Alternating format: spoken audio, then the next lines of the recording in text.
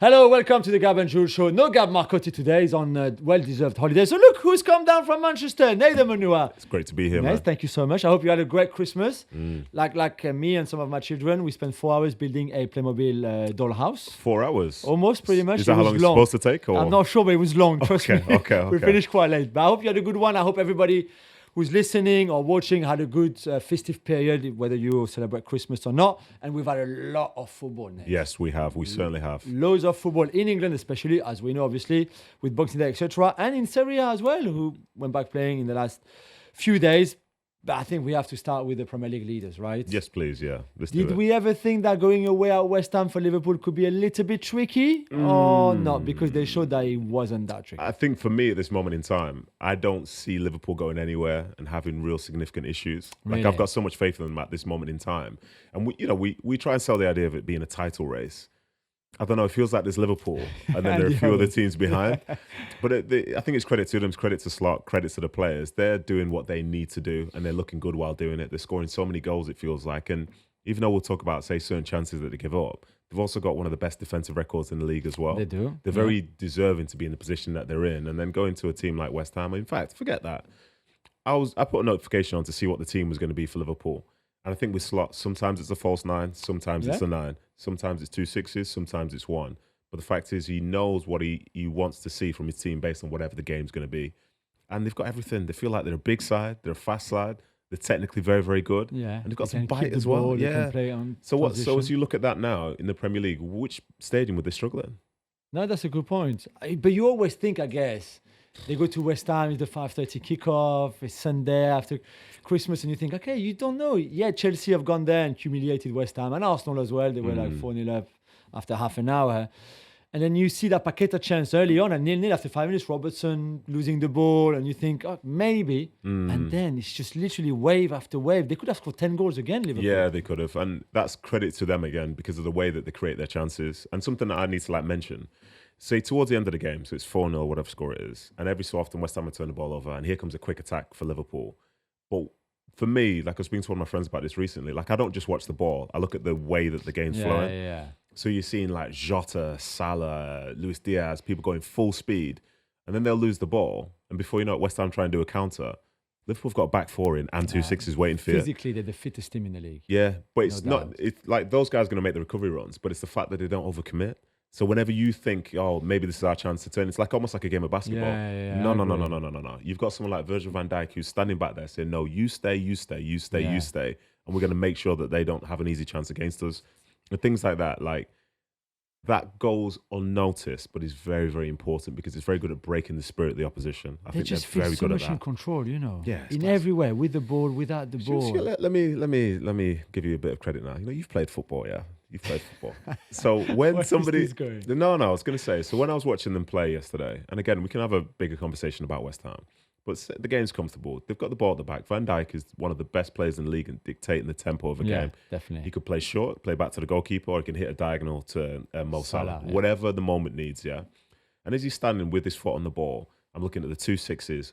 One comes to the left, one comes to the right. Okay, one goes up, the other one comes back in. Someone goes high to the left, someone drops into the space. It's so well orchestrated that it leaves the opposition wondering, like, where should I go? Yeah. But for agree. Liverpool, like I was on FC yesterday, and the way that they play is a way in which everybody understands what they're supposed to do, and they have the trust to know that the person's going to make the right decision more times than not. So as a consequence, it's like stunning to watch from a pure footballing standpoint. Right now, the way they're doing it is as good as I've seen in recent times. It's genuinely astonishing. Yeah, I agree. And I think Slot deserves a lot of credit, as you said earlier. I think the fact that he had the same squad, and I think Virgil said it maybe before this game or before the last game, the one before the Boxing Day game against Leicester, the fact that it's still the same team with the same leaders. We talked about that a lot together on other shows that we do, where the fact that if you have to incorporate some new signings, and Guardiola said it about, yes, City will invest in January, but Guardiola said that means new players, that you have to teach how we play. And then the players they replace will not be happy. So it brings a lot of different feelings within your dressing room. Slot didn't have to do anything with that. No. He came, that squad had been together for 3-4 years. They were very happy. They have their leaders. They know who they trust. They know who is the boss. They know all of that. And then he just tweaked a few things. And here we go. you can't take anything away from him. I don't know if another manager instead of him would have done as well. It's impossible to tell. But I think he's been very impressive, but also helped by the fact that this is a very, very good squad that he inherited. Yeah, it really is. And to go back to some old takes exposed type things, a lot of people said in the summer that Slot needs lots of signings, and people were seeing that according to being jaded by what Liverpool have been through in the past couple of years. But in reality, this is the best squad that Slot's ever had. Absolutely, man. And as you see it now, he's playing a style of football which suits all those players. Those players, like with Man City being down and out of this title race altogether, which is the next most experienced team in terms of winning a title? It's Liverpool. It's them, with that squad. And now you look at the players who were in that side. Say, before he got injured, how good was Konate? How good has Van Dijk been? How good has like Alisson been in key moments? You're seeing Robertson, Alexander-Arnold doing the job that's required of them. You see Mo Salah having arguably one of his best seasons for Liverpool. Yeah. These are key players who've been there and done that. So when you look at the second half of the season, I feel like you can make a case for why maybe Chelsea will fall off. You can make the case about why Forest will fall off. But as you make an argument against Liverpool, how strong is it? Yeah. When you see that's what I mean. You see the faces that have been there. They've won a league title before. And for them, I don't see a world where they don't win the league title this year. No, I agree. But we'll talk a bit more about Liverpool. We'll talk about Mo Salah, of course, and another incredible performance from him, plus the latest on his contract negotiation. There's a bit of West Ham and Lopetegui that we need to just look into it a little bit. All of that will be on the Gab and Juls podcast. Right, let's start with Salah for this segment, because we have to. Like you said, it's one of the greatest seasons of his career. It might turn out to be actually the best of all, considering he's 32, half contract in June. This is pretty remarkable in itself. 17 goals. Just I give you the stats. I know you know them before. People who have forgotten, he's played 18 Premier League matches so far, so every single one of them, bar one. Oh no, the one that he hasn't played is the Everton game that was postponed. But he's played in every single game, started every of those 18 games. Scored 17 goals in the Premier League and 13 assists, which is 30 goals involvement in his first 18 games of the season. I think he's a new record for Premier League era. Luis Suarez had reached 30 goals involvement in 19 games for Liverpool in 13-14 or something like that. How good is that? Those numbers just don't make sense. Especially because, let me again go on another history lesson. Was it not at the end of last season where the last time Liverpool played West Ham, Salah was arguing with Jurgen Klopp on the side? He was a sub. He was a substitute. Yeah. And there were some people who were making the case that Salah should leave. Yeah. He was a little bit out of form, felt like things weren't quite right. And now you fast forward to this moment, and this is the start of the season that he's had with 6 months left on his deal now. Yeah. He's one of the best players I think the Premier League's ever seen. I think people can always try and make a case for somebody else and so on, but for the sheer number of goals that he's scored and the impact he's having, and you say at 32, well, some people maybe a year ago said, his legs are going. Do his legs look like they've gone? No, but what's true is that you don't know when they will go at some point. It's inevitable. But they might. But when his legs go, they might go to make him look like a normal player. Yeah, true. I see that's what the you thing. mean. The drop down from where he is at is to make him seem like others. But then at that point, he's still got all the skill and technique and the mentality to still make a difference. So as I see him play, I'll be honest, as a player, from back when I was playing all those years ago, even though I'm in my 30s, not that long ago, come on. Salah would be the type of player where if I was to be playing Liverpool, I would hope to not see his name on the team sheet. Really? Yeah, and as you're playing in the game, there's always going to be a moment where he will have you 1v1, and you might do well the first time, but there's going to be a second time. There's going to be a third time. There's going to be a fourth time. And he's so good with his finishing, with his sort of desire to score. And what people sleep on, he's strong as well. Yeah. He's quick, he's strong, he's technical. When he takes his shirt off, you see, okay, if you're looking. No, I'm just saying. I'm joking. But he's very, very sturdy, and he's always going to have a say in the game. So for as good as Liverpool have been this year, his goal tally is far higher than anybody else's. Yeah. He is their clutch player in those big, big moments. And the only time I can think of, Wan-Bissaka was told to play on the other side to try and deal with him. Yeah. And that's because Wan-Bissaka is one of the better 1v1 defenders in the league. But also, is it because, just before you continue, as a right-footer defender playing on the left and Salah being on the right as a left-footer coming inside the law onto his left foot, it comes onto your strong foot, you'd say technically. You'd say so. That's the idea. But then some players are so good. And again, for the way that Liverpool do it, to go back to a time when I played Liverpool, and then I'll tell you a little story here. This is when it was Benitez's Liverpool, and I was playing right back for Man City, and we were playing at home. And back in my time, everything's compact. The fullback stands close to the right centre half and so on. And they had the ball on their right hand side, our left hand side. and on the left wing, I think it was Harry Kewell standing there with his feet on the line, on the side. And I'm thinking, this guy is so out of the game. It's pointless. You know what I mean? He's not doing anything. So I'm protecting my centre half in case the striker makes. So you're leaving a bit of space between you and Kewell. Loads of space. Yeah. Next thing, I think Xabi Alonso's playing. He's there. Ball gets played head high over to his feet. And now he's coming in with all the time in the world. And pace. Exactly. So that's one thing that Liverpool do very, very well, is they find, like with Van Dijk, we've said it. And in fairness, for as much as Quansah isn't Slot's favourite player, Quansah's also very good at playing some of those longer passes. So now you can think you've got everything under control, your team's pressing high, everything's great, and now you're on an island. And the last place you want to be when you play Liverpool is Salah Island, because he's going to do whatever he wants to do. And to sort of go back to a time when I was a lot younger as well. So that idea of a right footer playing left back and, you know, being a good defender. So when I was playing for England under 21s, I ended up trying to qualify in 3 campaigns. The last campaign I did, we lost in the final to Germany.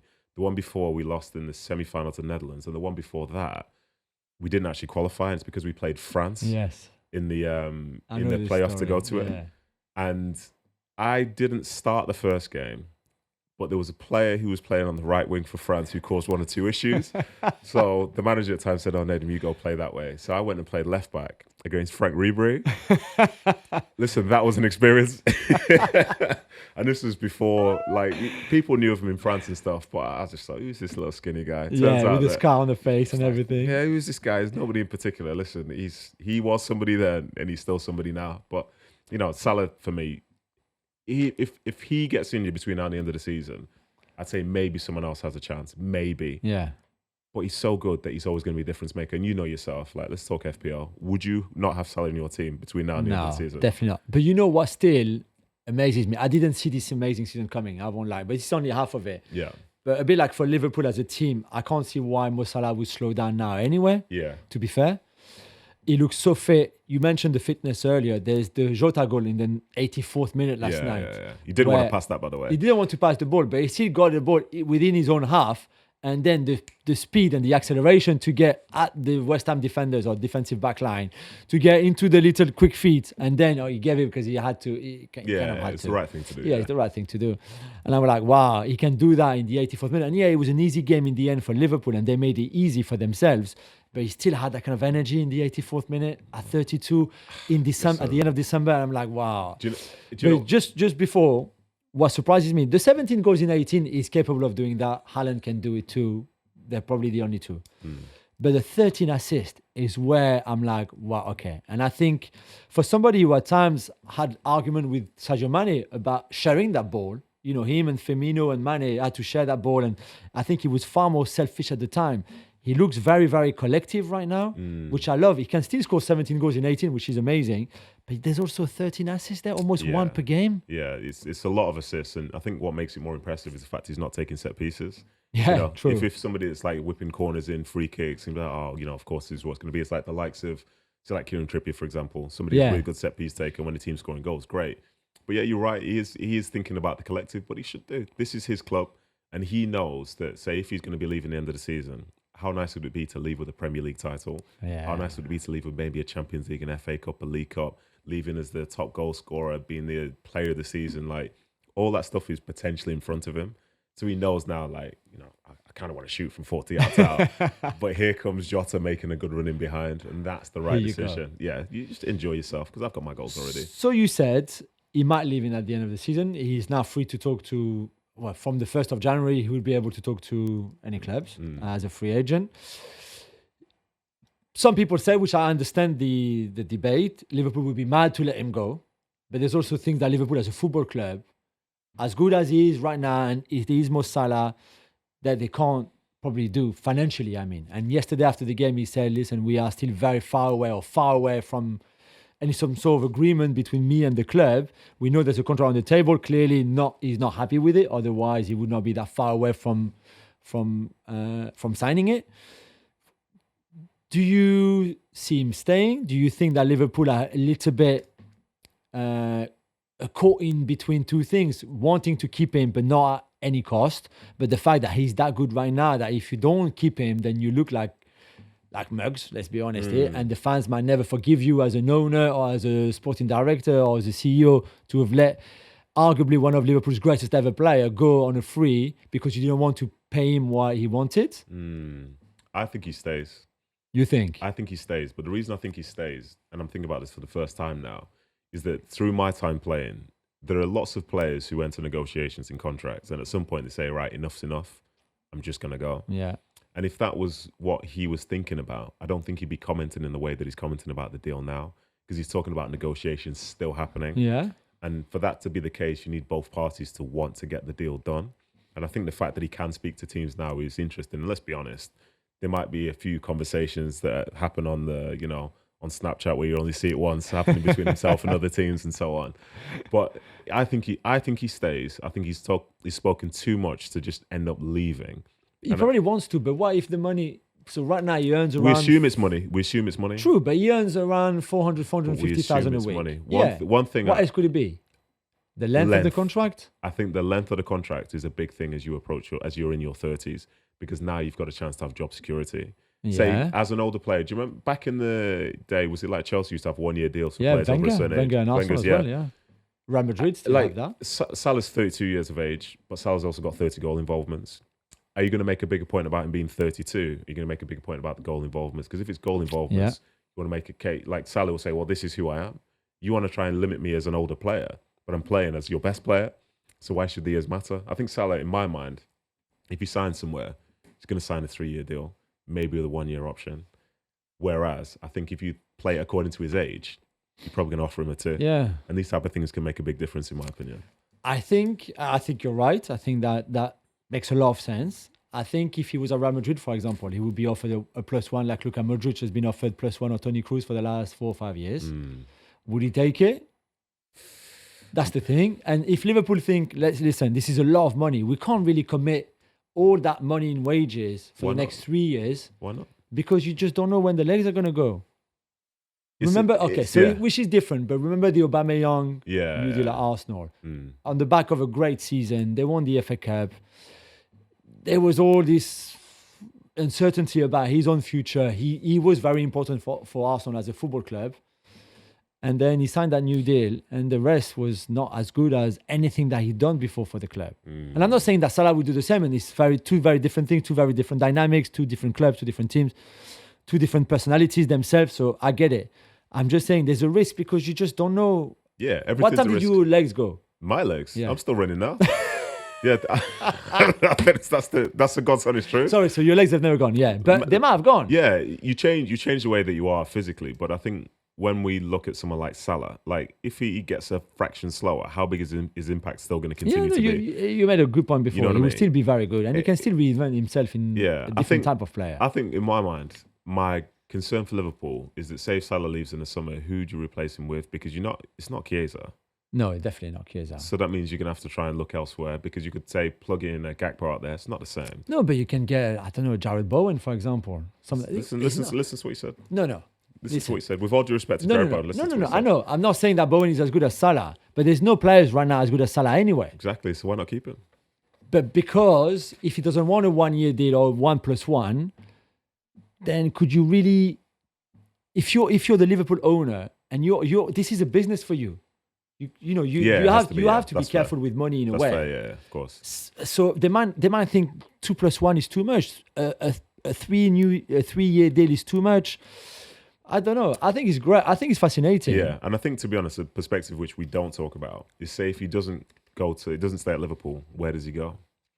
I mean, I love him in Paris every day. Do you think Paris would get him? Yeah. I mean, I think they would be super keen, of course. I think there's a lot of clubs who would be super keen. Yeah, I think there's a difference between being super keen and being super able to do it, though. True, but financially, not many clubs are able. And that's the point. So maybe that's why Liverpool hold a bit of leverage over Salah, because they know that if he wants some of his best football, and come the end of the season, if they're winning the Champions League, for example, where else are you going to get that? Yeah, that's true. So it's interesting. A quick word on West Ham and Lopetegui. I mean, Liverpool are blowing every team now, not just West Ham. So I'm a bit I'm disappointed by what Lopetegui has done so far. West Ham, as you know, I was not too keen on David Moyes. Yes. I was happy that he went. So David Moyes back, yeah. David Moyes, I think he's busy with his retirement, but I expected more from Lopetegui that I'm not really seeing right now. Yesterday was a tough game. They could have taken the lead. We said with Paqueta, Kudus hit the post. They 1-0 down only, but they still could have lost 10-2 easily or 10-3. Yeah. Where do we stand on Lopetegui and West Ham? They've improved a little bit before yesterday. They had a decent run going into that game against Liverpool.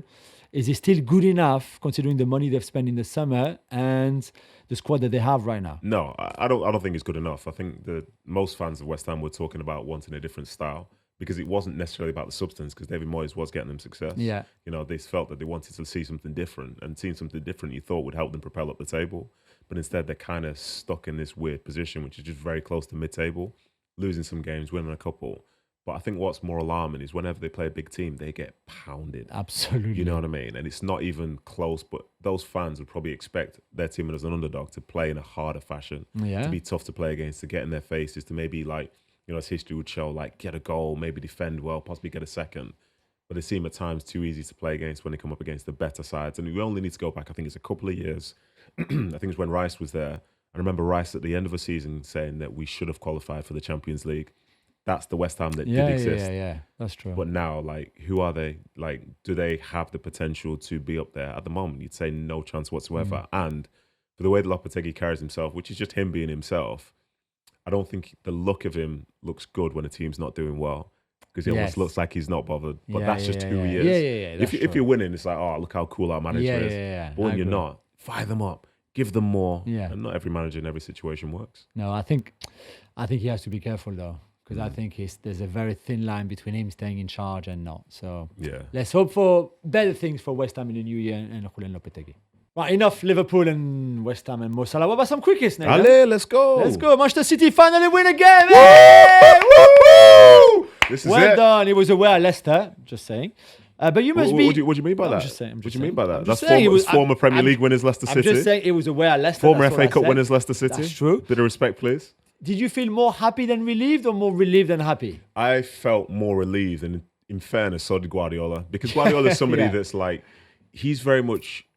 not obsessed. Obsessed seems like the wrong word, but he's passionate about performance. Yeah, absolutely. Because performance will lead to results. But he also knows that he's in this situation now where a result... It's all about winning. A result can just get you confidence. Yeah. You know what I mean? So you'd hope that the performances will be better because in fairness, I thought Leicester were the better side, especially in the second half. Yeah, I agree. And they missed some big chances. But it's a story about why they're down there in the bottom three at this moment in time. But listen, I will take it. Because it meant that I had a weekend off in terms of getting absolutely flamed by everyone. That's what's happening with City. What's happening with City? It's good for you. Yeah, they won. You know what I mean? You said after the Everton draw at home, which was a disappointment and underwhelming overall, that you still felt there was a bit of improvement there and there, some places. 4 points. I'm just saying. So they're on the. Is it okay? Are they still a bit? No, it's a long way away from being perfect. But my biggest critique of the team over that period, because there's lots of different reasons why they were losing games or why they weren't there at their best.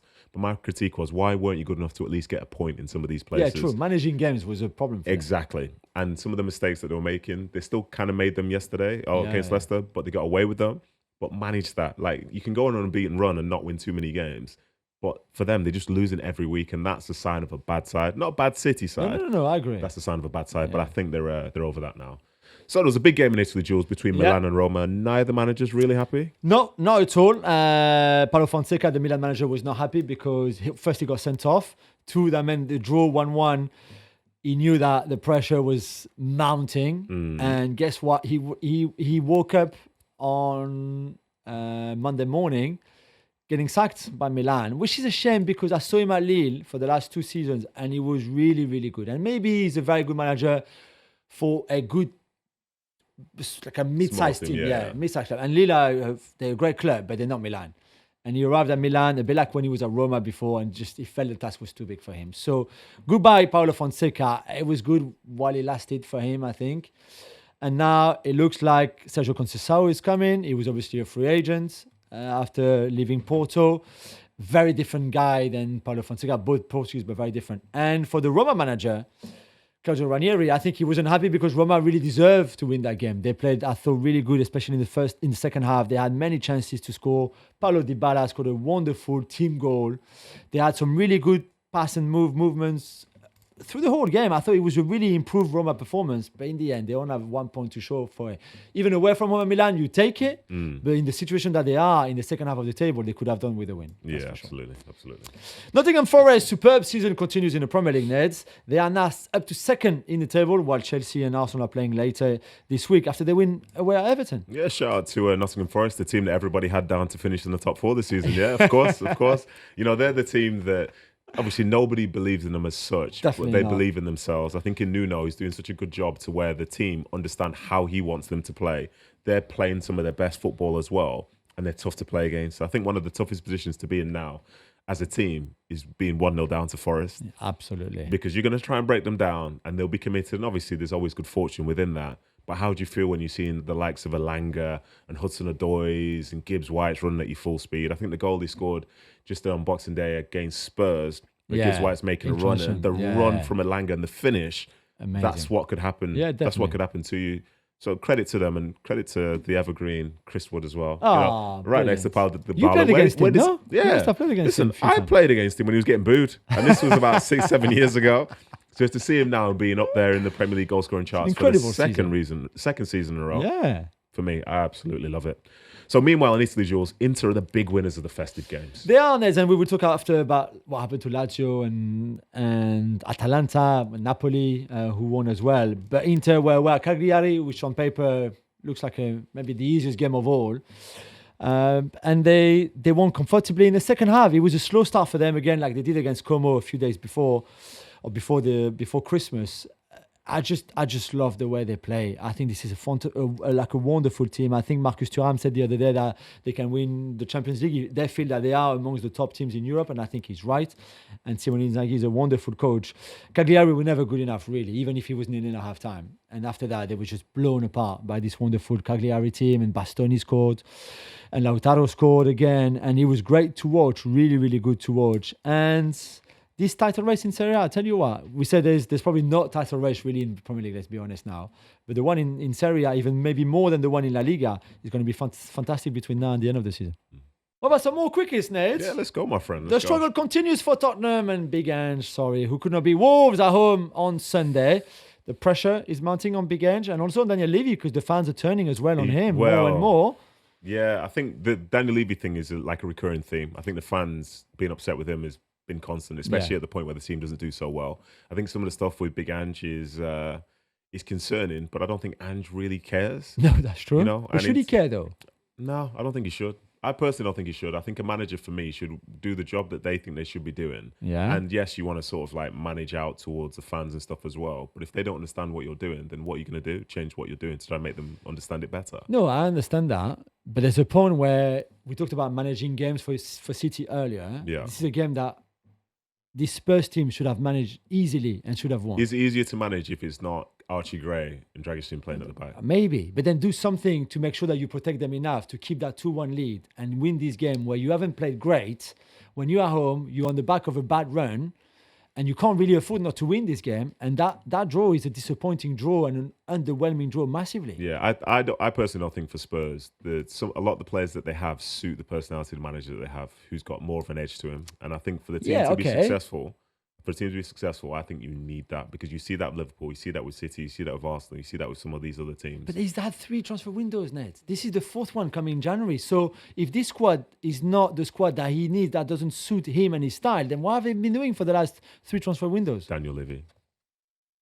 Okay. I understand what you're saying. I understand what you're saying. But we'll move on because Spurs are such a hot topic. Yeah. Napoli leave it late against Venezia, Jules. Yeah, and that was a big game for them, Ned, because we said Inter won. Lazio and Atalanta will come to it a little bit, drew as well. So for Napoli, it was massive in this great title race that we have in Italy to win. And Venezia at home, they're struggling. They're at the bottom of the table. You think, okay, this is pretty straightforward. Lukaku is starting up front, Kvaratskhelia, McTominay is up. So it looks like they're pretty much the best team that they can have on the team from Conte. And then the first half is, I thought, quite disappointing. Lukaku misses a penalty. They have a couple of chances. Lukaku hits the post as well. And then they leave it really late. Raspadori as a super sub coming off the bench, scoring the winner. And you saw how much it meant to them. I think they felt the pressure of, we have to win this game. And it's never easy when you play against a team that plays with the back 5 and really deep and the low block, all of that. So I think they would be very happy a bit like what we said earlier, very happy with the win, regardless of how they won that game against Venezia. They take that win, they move on. It's 3 points, it's big. The second half of the season will be quite interesting for them because they have no European competitions when Inter and Atalanta and Lazio will keep playing every 3 days. So for Napoli, this is a massive, massive chance to regain the title, and to win against Venezia was massive for that. Big game for Ruben Amorim and Manchester United at home tonight, so on Monday night, as we record the show on Monday morning, against Newcastle.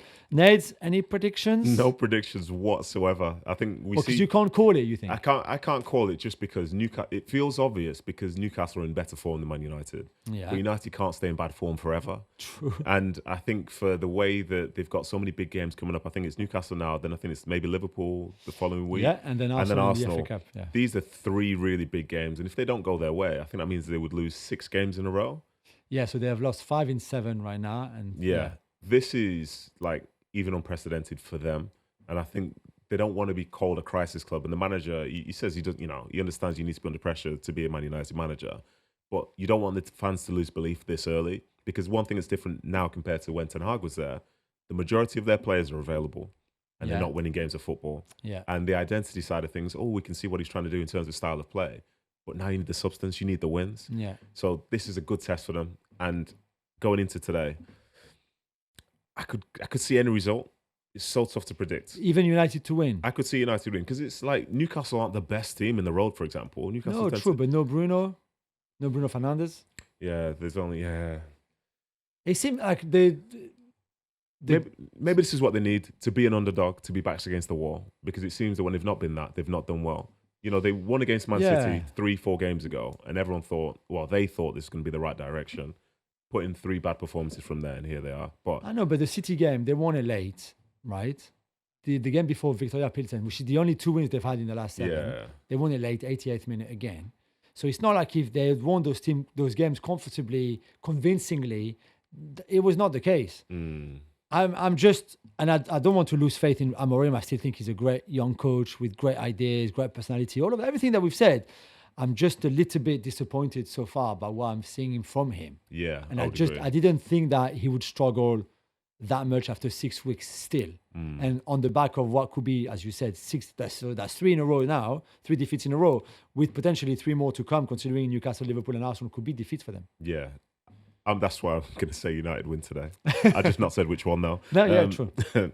Off the field, we've got more cost-cutting from Sir Jim Ratcliffe. So this is an interesting one for you as a former player, because I don't know if Man City or QPR or your former club Sunderland have something similar, but United have had for many, many years now a sort of pension funds for ex-players who didn't make much money during their career and maybe don't have much money right now. So United would have this pot of money that every month they would just send a bit of money to those ex-United players, which I think is a great thing to have. I think what makes a club special outside of its community of fans and the relationship that you can have with them is the bond that you can have with your former players. I think it's very important to still be in touch and form this family with whoever played for you 10 years ago, 15 years ago, 20 years, etc., etc. Clearly, Sir Jim Ratcliffe sees it in a very different way than I do, because you think, that money that we send to X, Y, and Z, that I don't even remember playing for United, then let's scrap that. I don't think it was much money, but I think for some people it meant a lot to maybe receive £200 a month from United, £300 a month from your former club who clearly still thought about you highly. I just don't know. And I know he needs to cut costs, but really, is that necessary? Yeah, I think it's missing a big point, because that connection you have with your former players is also a connection to your older fans. And that feel of the football club, that identity, is when fans fall in love with the team. It's not necessarily about what football is today, or say this new player's coming for 50, 60 million. A lot of time it's down to those people from the past who maybe haven't had the financial benefit that people have for today. Yeah, and I think for Sir Jim, PR-wise, he's missing the point on certain things, because it looks bad on a balance sheet when it's there, so he takes it out. But it looks worse on him the moment he makes the decision to cut it. Ned, Cristiano Ronaldo, we don't hear about too much, spoke at the Global Soccer Awards this week, and he had a lot to say, Sims. Yeah, he certainly did. The big one, which I'm sure you're very passionate about, is how the Saudi League is better than the League. Oh, yeah, he said that before. I mean, I've got... Is he right? No, he's not. He's not right? He's not. He said that it's just PSG in France. Well, not really. I mean, remember Roberto De Zerbi, who beat you when you were at Manchester United, for example, with Brighton? He coaches in France right now. All right, okay. You know. It's good to see you letting stuff go. Yeah. He said the Man United have got problems deeper than the manager as well. You believe in that one? I mean, yeah, I think he's right. Did you like the fish analogy? So he said, like, if a fish is sick, you take him out of the how do you say, aquarium? The Fish tank. tank. And then you fix it, and then you bring him back. But if you bring him back too early, it doesn't work. Oh, okay, cool. It's good to see he's thought I was not too inspired by what he had to say, to be fair. But, yeah, you know. that's fair. In fairness, what I would say, because the stuff that he said has upset a lot of people. Firstly, like, does he care? No, he doesn't care. But what I think is important is that he's in that league and he's trying to stick up for that league. Obviously, being paid a ton of money, but there are other people who wouldn't speak in that manner, and that what he said might help the league further down the road. Who knows? Yeah. It's not for everyone, but that's him being a company man. Ronaldo being for something other than himself. Credit to him for that. And absolutely. I think the thing which I 100% believe is him saying he'll own a team one day. Yeah, I think you like that. I'm pretty sure he's probably got some money to afford it, but yeah. Yeah, and I like him a lot, obviously. And he was in Lapland with his family around next Christmas. to you, yeah? Like Stayed us, in not the far same from us. place as you, okay. And he did a video when he went to a freezing, ice bath, yeah. Which we didn't, to be fair. Okay. But he also said, it's minus 20. And we were there. It was cold, super cold. We arrived, it was minus 9, but it was never minus 20. I just love the fact that even Cristiano himself, as big as he is, still kind of adds a few extra degrees, you know. I mean, maybe it's just a shout out to Cole Palmer. Yeah. Anyway, after not being able to register Dani Olmo, it looks like Barcelona have found a way, Jules. So this is, I don't know why, I find this story fascinating because as we know, Barcelona have a very controlled wage bill. They can't sign you for it. You'd be too expensive for them, Nedum, if they wanted a. But for Barca, I play for free. You play for free? Yeah. You're not allowed in Spain. You have to play for the minimum wage. And what's that? It's not much. Okay. It's not much at all. So they probably could afford you. Anyway, but they can't afford Dani Olmo's wages because he's not playing for free. I can give you that. They tried to register. It was knocked off rejected by the league. So they need to find another way. And the way that it seems to be to find the money to pay for his wages is that in the new Camp Nou, whenever that opens, they will have a Qatari company looking after all the VIP tickets. So instead of them dealing with that and selling them, basically, they have paid, they got the money from another company to be able to deal with all those VIP tickets, basically, which is going to bring probably around 50, 60 million euros, maybe a little bit more, to basically give them the license to deal with all those VIP tickets. And with that money, they will be able to register Dani Olmo for the second half of the season. So it's okay. He will be able to play. He's a big player for them. No problem. I just think that you're probably losing money by doing that kind of transactions instead of doing it yourself. And that's what it costs by having this wage bill that is clearly too big right now to be able to register Dani Olmo in normal circumstances. Do you think Barca will ever get back to being a normal club again? So they're doing better financially than they ever did in the last 10 years or so. So for that, I think they deserve some credit. They will be in the green very soon. But being in the green doesn't mean that they will be able to do a lot with their money still, because it still be very much controlled by La Liga and by whatever they can do financially. So it's better, for sure, and it's good for them to have sorted it out in many ways. But as we see, it's still very, very fragile. Yeah, for sure. Nez, thank you so much for coming down from Manchester, for being with me here at the end of December. It's a pleasure. I don't know what you've planned for New Year's Eve, but I will see you. I think I'll be one of the first person that you will see in 2025. And how lucky are you? I know, and how lucky are you too? Listen, let's do it again, man. Let's do it again on Thursday. We'll be back together with Nedum on Thursday for the next edition of the Gab and Juls Show. For now, we hope that you enjoy this edition. And as Gab always says, love the game, love yourself, love your neighbor, or something like that. Aston Villa lost their appeal against John Duran's red card, so he will miss 3 games. They were hoping for a reduced ban, including the Brighton one on Monday night. Again, as we record the show, we discussed Duran's red card on FC. It's weird. You can admit to me it's weird. It's weird to look at. Yeah. Because I'm just not sure exactly what he wants to do and if he means it or not. But that's the point, though. You're wondering about whether he means it, but you're seeing that something's happened. I think if you were in that same position, you'd probably try and avoid someone altogether to take away the risk altogether. Can he? Do you think? I think he can. We're talking about some of the most skilled and balanced people in the world. True. Like, there's a world where he doesn't do anything that even looks like that.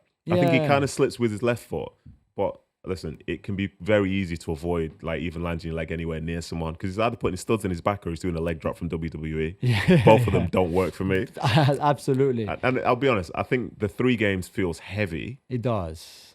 But from when the referee sees that and gives a red, like there's no one's Straight going to go to red. no one's going to go to a monitor and say, well, maybe it's not this. And It it's looks not like that. Unai Emery was quite convinced he would get reduced, though, and I was like, I'm not sure, man. No, I'm not that's sure. well. As somebody who's worked in a disciplinary panel, Yes, of course. I mean, I don't want to. I mean, they only invite great people to do that. Well, I wouldn't go that far, but what I would say How is come you're not on it anymore? time. Really? Yeah, time. Yeah, because it's always spontaneous. Like I could be asked to do it now, but I don't know if I'd Right, rather be okay, here yeah, next to yeah. you. One thing I found is that everybody believes they've got a chance to overturn something, but not everybody knows the laws and how Yeah, they should true. be able to make their appeal.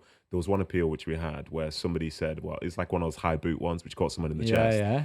And in the report, they were talking about how hard, but he's a really nice player.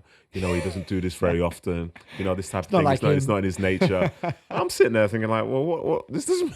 What does this mean? But as I say, I think that's probably why Emery thought it'd be all right. But Yeah. unfortunately, it's not always the way. No. So, hey, at least Oli Watkins has another chance to regain that spot that he saying lost as a number 9. Well, you say he lost it. Maybe he wasn't fit. Maybe he's carrying an Maybe. injury. But Maybe, we don't maybe. need to go into those Maybe. conspiracy theories. Lazio Atalanta was top of the table It clash in was. Italy, Jules. How did it go? And that was good. That was a really good game. I mean, Atalanta are always fun to watch anyway. They're very good, very attacking, as we know.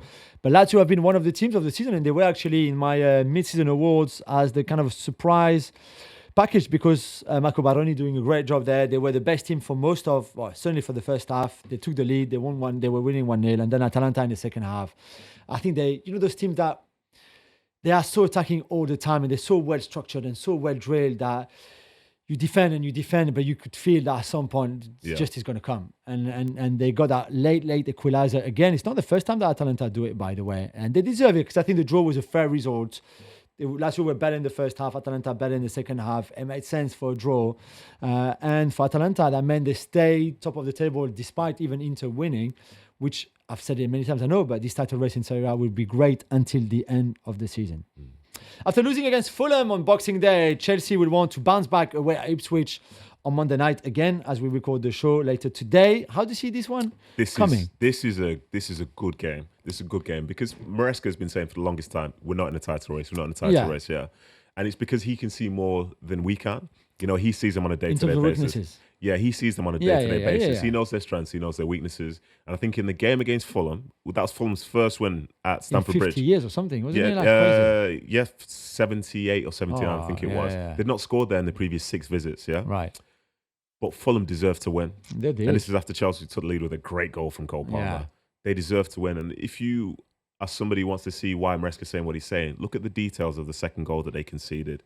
Because they're so open, they're so stretched, and this is like the last minute of the game. Yeah.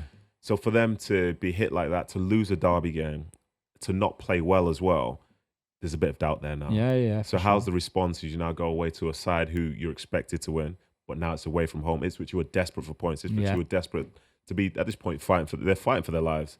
So it's going to be a tough game. I still think Chelsea have enough, but now you need to show a bit more strength, toughness, all that stuff, and not just the real fine footballing ability that we've seen from them in times gone by. Yeah, I agree.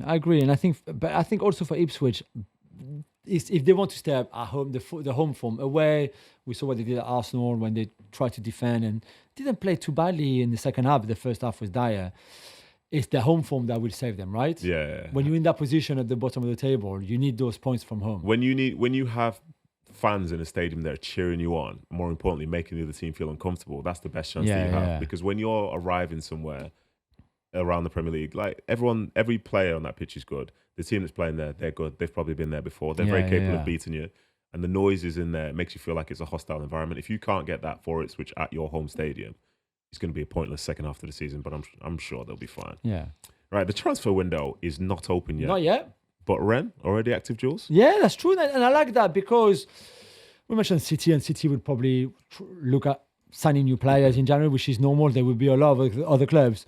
For Rennes, it looks like they've already pretty much nailed down on who they want. Brice Samba, the France international goalkeeper from Lens, will arrive, and Seko Fofana, who used to be at Lens as well before going to Saudi Arabia, looks like he's coming back to France as well. Seko Fofana, Paris born and bred, obviously, as Of you know. course, That's of why course, of that's what course. makes him so good.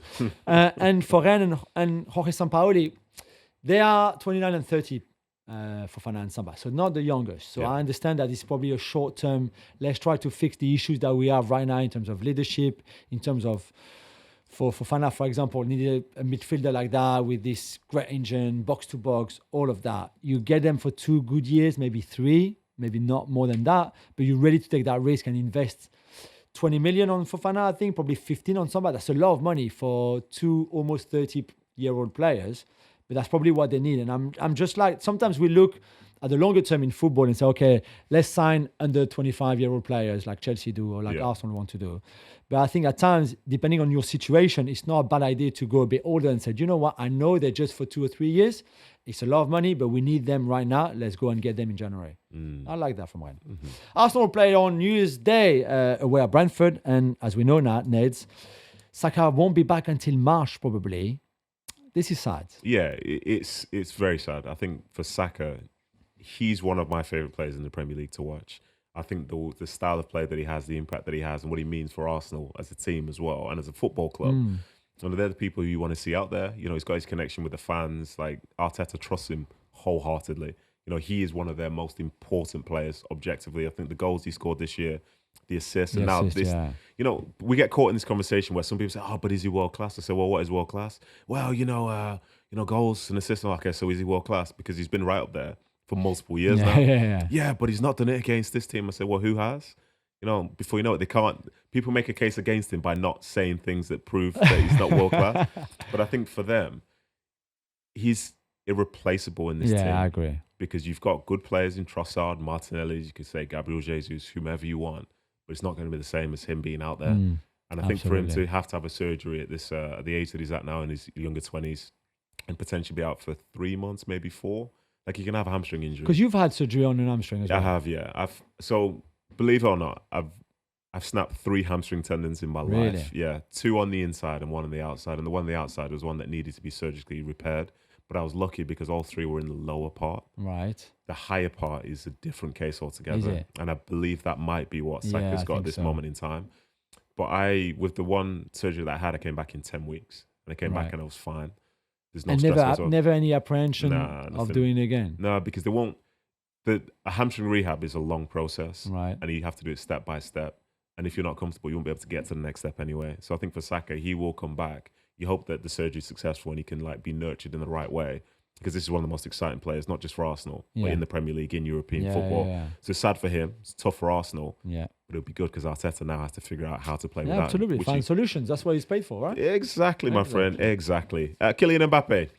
He sacked his first coach. Juls. Hey! I mean, there's a first for everything, yeah, I guess. Course. While he's in Dubai on holidays with the family, the club that he owns, that Mbappe himself and the family owns, Caen in the French second division, not doing great. Second half of the second from bottom, I think they are. So I guess he took the decision to sack his first coach, Nicolas Serb, gone, replaced by Bruno Baltazar, who's a young Portuguese coach with quite good ideas. He looks like a good guy. I just love the fact. I would love you and I to own a football club and to be in charge. In which country? I don't know, anywhere you want, really. I'm going with you. I mean, you will have to invest a lot of your money. I was going to say, if you pay for it, I was going to say, you pay for it. You can afford it. So I don't know if... Kylian is obviously aware of everything that's happening at the club. He put one of his most trusted guys as the CEO, if you want, or the chairman of that club, the president. But I think it's more for the longer term after his career kind of thing. But sometimes you have to make those tough decisions, right? Absolutely.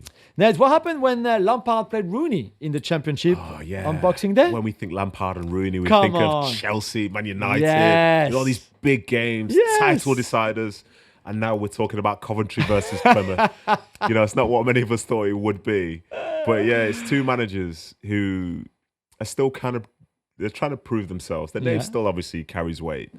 But say for Rooney in particular, I'd say he's been on the back foot for a long time now. But from what I hear, he needs football. Yeah. He needs football to be himself. Yes.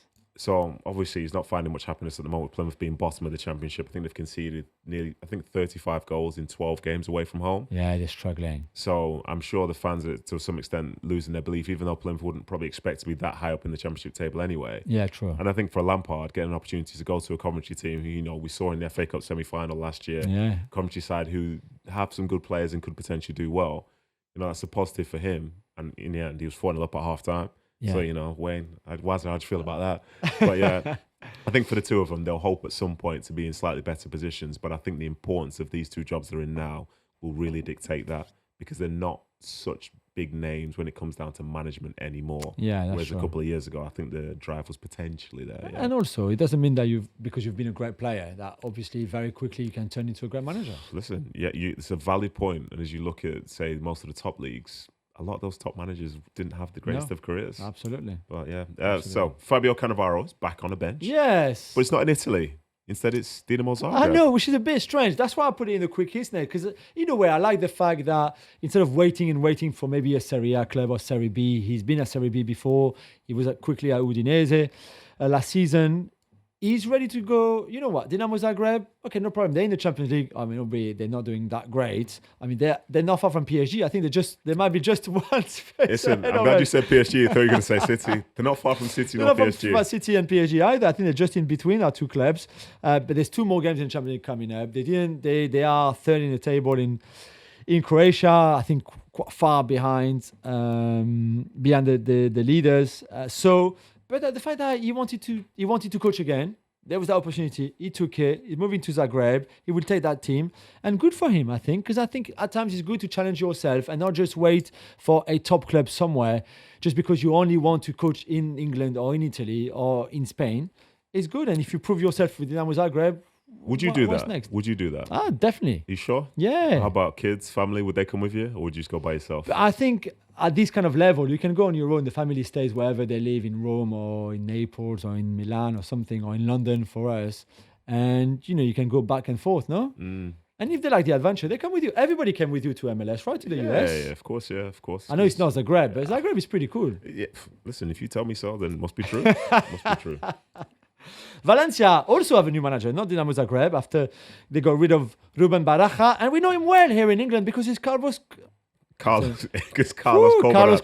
Yeah, exactly. Well, you say we know him well, but how well do you really know him? I think he's he's a championship manager.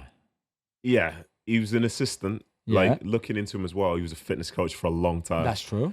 And it's not to say that's a problem, but like when it arrives on your CV, it doesn't necessarily carry the weight that you'd hope it would carry when it comes down to fans accepting you and so on. But the fact is, he was one game away from taking Huddersfield back to the Premier League.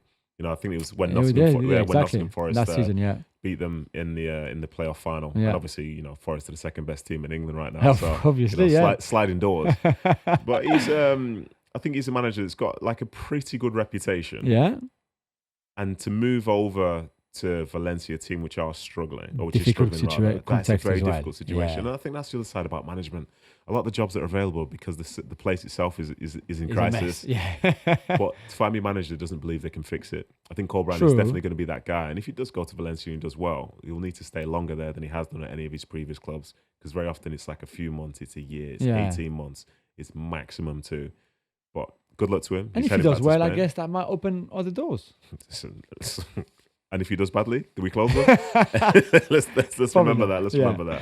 So Sporting beat Benfica Juls in a massive Lisbon derby on Sunday. Because we've mentioned Italy are back playing. England have never stopped. But there's also Portugal who went back playing already. And even Belgium. They had a Boxing Day fixture in Belgium. Yeah, I think they're trying to compete with the Premier League, but obviously not. But great, I think, to finish the year in the Portuguese League with Sporting against Benfica. Sporting with a new manager, because the guy who replaced Ruben Amorim was a disaster. João Pereira, he was sacked. Rui Borges came in. This is his first game against Benfica, the arch rivals, the eternal derby, as they say. They win 1-0. They scored in the first half. Jenny scored Gyökeres assist. And then in the second half, Benfica were by far the best team. I mean, they created so many chances. And I think Bruno Lage can be a little disappointed and frustrated that they didn't get at least a point in that game. Because overall, I think Benfica were probably the better team. But anyway, which means we talked again about title race in Spain and Italy already, and in England. this one in Portugal is pretty cool because Porto, who won the day before with another goal by Rodrigo Moura, who is their new wonder kid, 17-year-old superstar in the making. Porto and Sporting are level on point at the top with Benfica 2 points behind, which I think leaves, again, that second half of the season super open and super interesting for us to follow.